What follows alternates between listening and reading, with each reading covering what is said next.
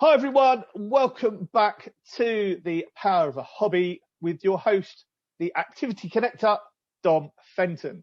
So today I'm honoured to have Karolyn Gamble. Hi Karolyn, how are you? Hey Dom, I'm really good. Thank you ever so much for having me. I'm pleased to be here. No problem. It's great for you to, we've had a conversation about this before, and it's really about how we can inspire people. Yeah, I want someone to take nuggets away from this. I want people to actually go, you know what? Actually, that's a hobby and that's something I want to get involved in. yeah, So, Karolyn, sounds good. first of all, just tell the audience who you are and what you Yeah. do. Okay, thank you. First and foremost, I am a mum and a wife. So I am the very proud mum of Madison, who is 6.5. So she's year 2 at school at the minute and loving life. She's just lost her first tooth, which is, amazing That's a news big thing, that bit, isn't it? in the world of a 6-year-old. It's, she's growing up. She's getting her big teeth. It's amazing. I have spent 20 years in working in the corporate world.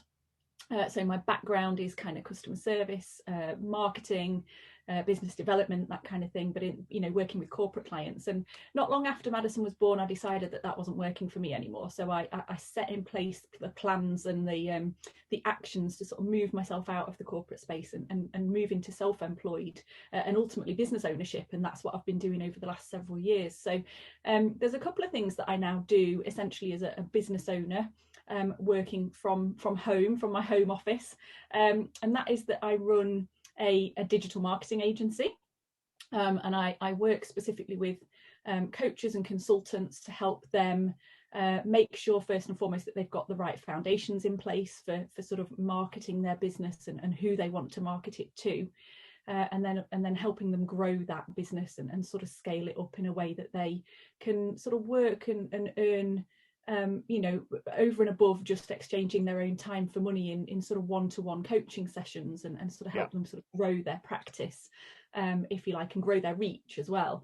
But I also have arguably one of my secondary hobbies is that I like supporting mums who sort of face that same challenge and that same dilemma that I faced as I became a new mum of sort of making sure that I was finding that right balance between doing a job and doing something, not just a job, but doing something of value, having a career that I felt had purpose and had fulfillment in it.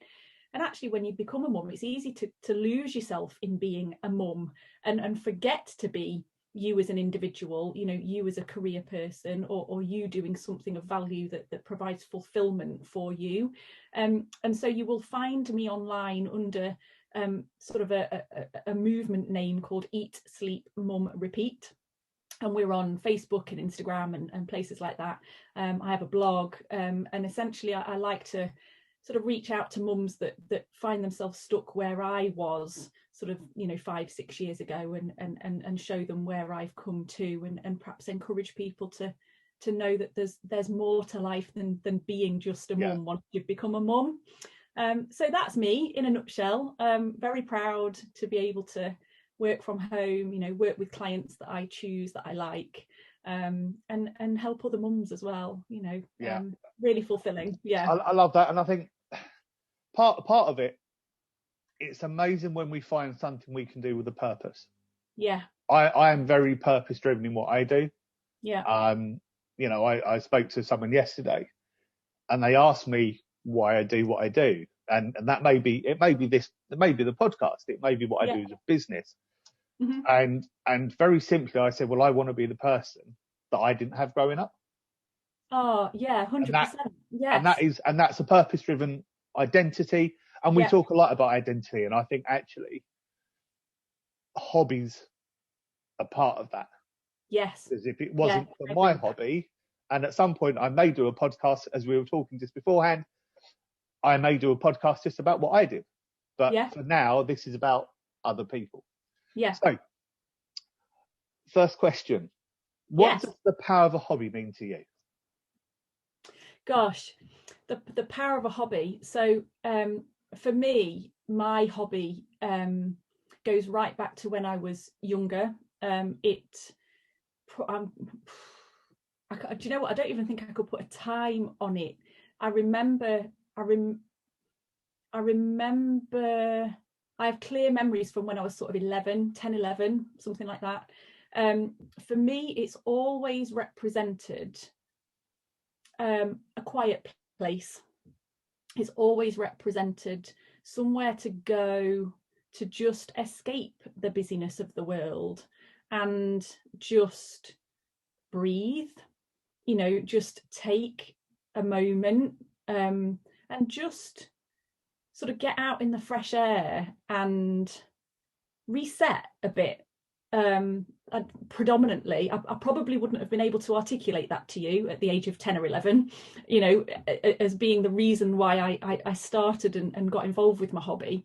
But I understand that now. And that's always been the thing that it's given me over the years, and it's why I've stuck with it. I just think everything you've just said there resonates everything with myself. Okay. And I think it is that, and I think it is about generally what happens when we're younger, and we do get in. A lot of people get into these when we're younger. Yeah. And it then becomes the one constant. It does through our whole life. Yeah. And I think that's the beauty. That's whatever our hobby is. That's the beauty of it. Yeah, I agree. Absolutely. You know? Yeah, you're absolutely right. That constant, it's been there with me, as I say, right from being age 10, 11 through every phase of my life that I can think of, you know, good, bad and otherwise.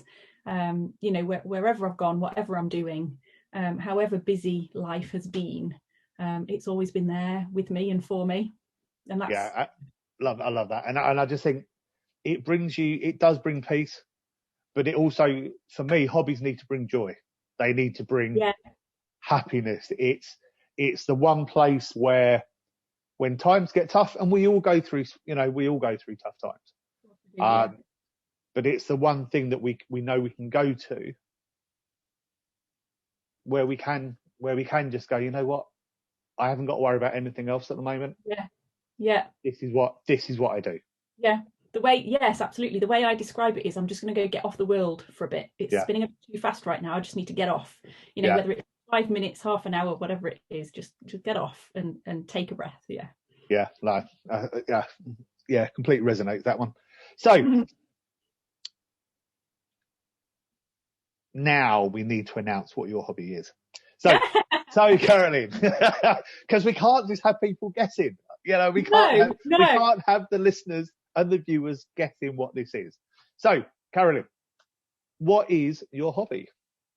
I'm glad you asked, because to be honest, I don't think anybody would guess. So my hobby, I keep birds, but I don't just keep birds, I rescue birds. I have always been an animal lover. I've been surrounded by animals since even younger than 10. You know, we had my first cats when I was 3, 4, 5 years old. So I've always been an animal lover.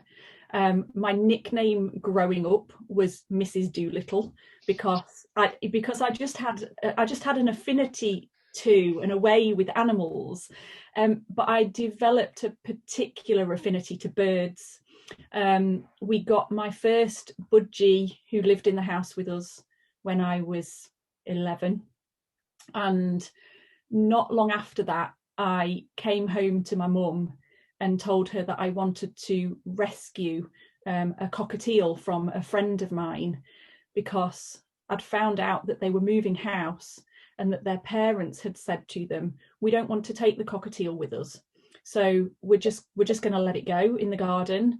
But even at the age of whatever I was, 13, 14 at the time, I knew that was a terrible thing to do for that poor cockatiel, because they'd had his wings clipped, so the poor bird couldn't fly.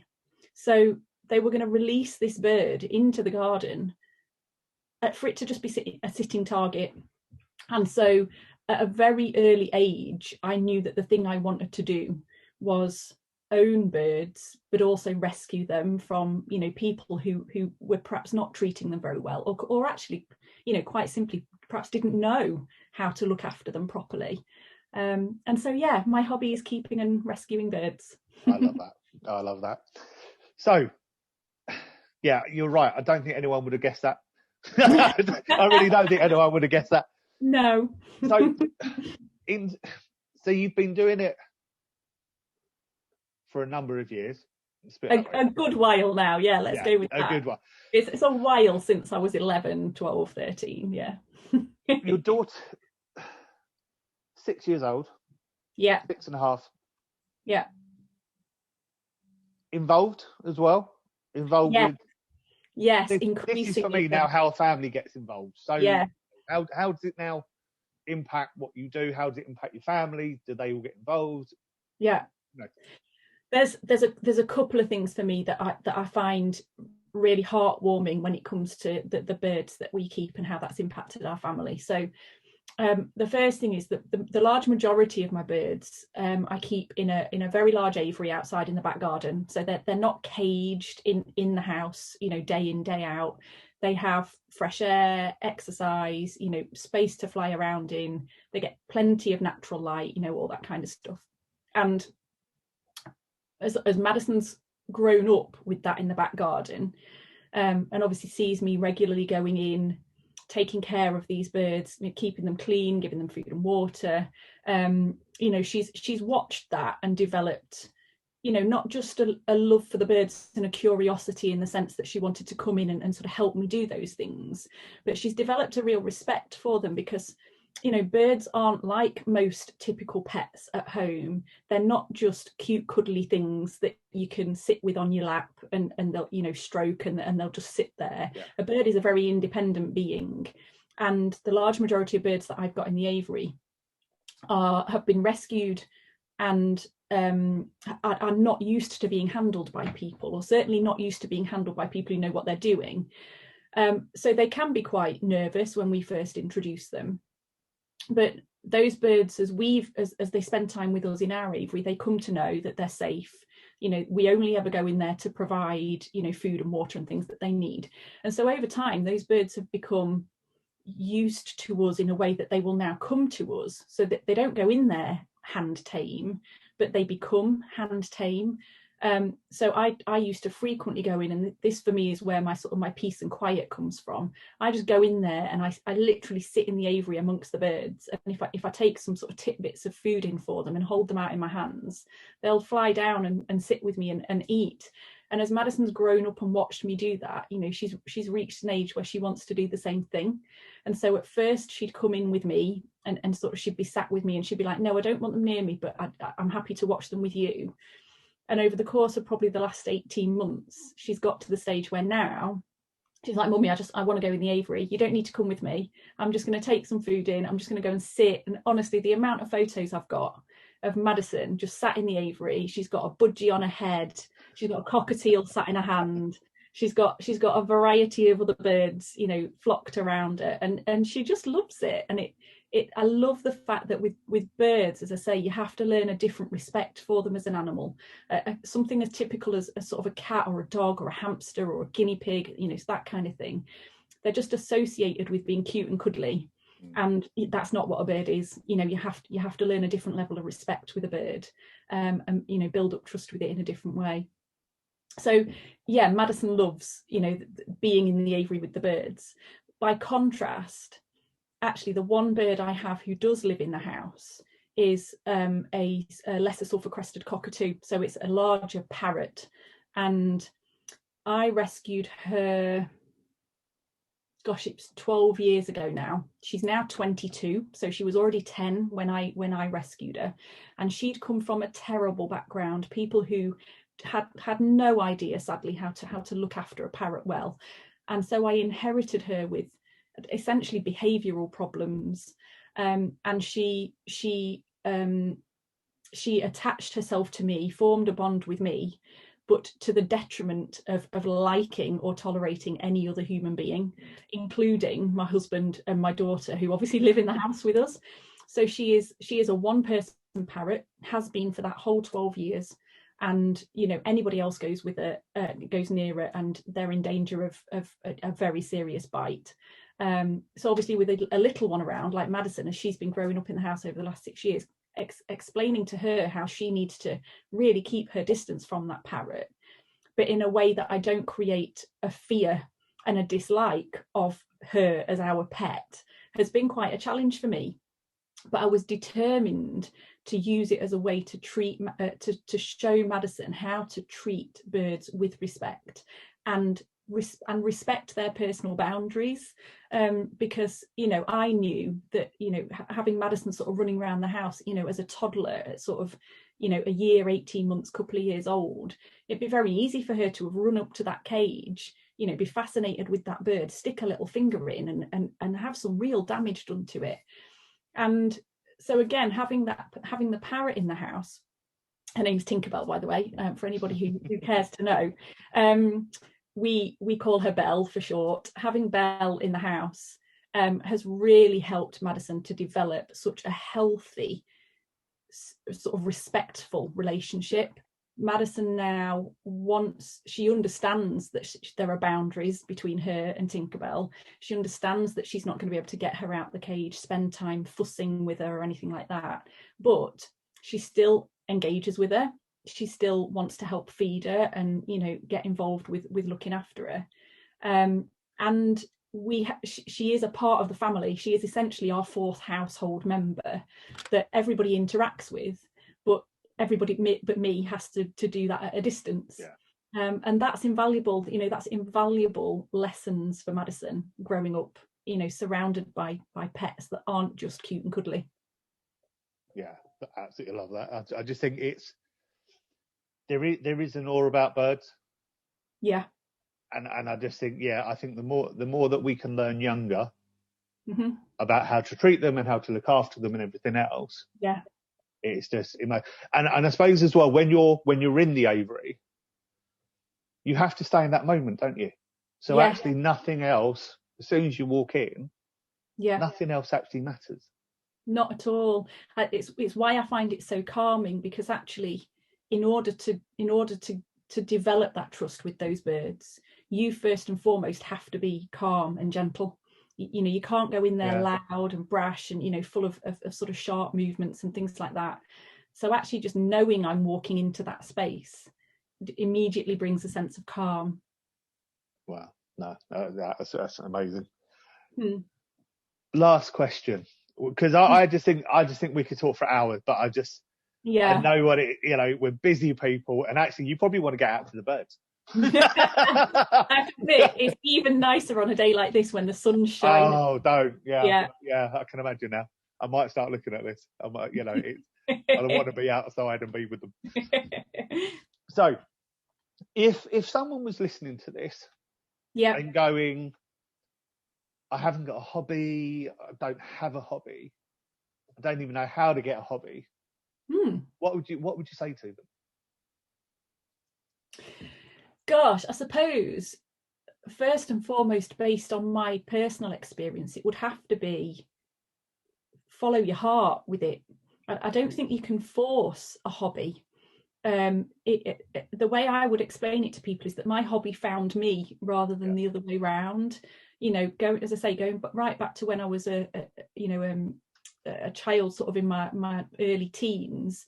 And even before that, you know, the signs were there for me, you know, the nickname of Mrs. Doolittle, you know, the fact that I was the one rather than coming home to my mum at age 13, 14 going, I want to be out late with my mates, kind of, you know, actually I was the one coming home going, I want to rescue this bird because like this thing found me. It was quite innate in me and quite natural in me that was the thing I would do. I didn't go and choose it as a hobby, it chose me.